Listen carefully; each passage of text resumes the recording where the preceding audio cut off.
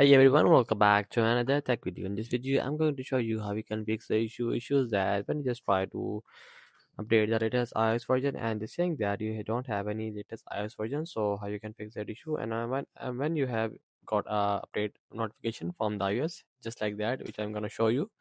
So just wait for a second.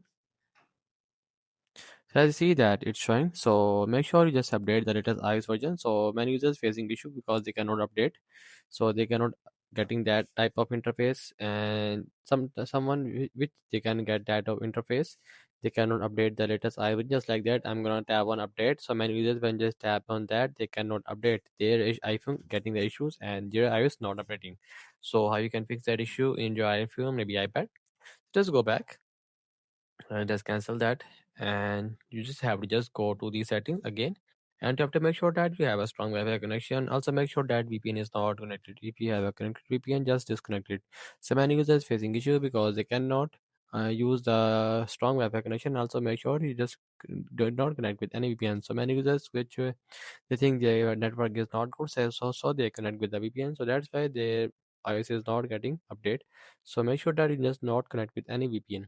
So after that, just go to general section and just going to the iPhone and just scroll down and see the option about transfer reset iPhone. Just tap that and just tap on reset and reset the network settings from here. After resetting your network settings, just go back and just connect with your Wi-Fi again.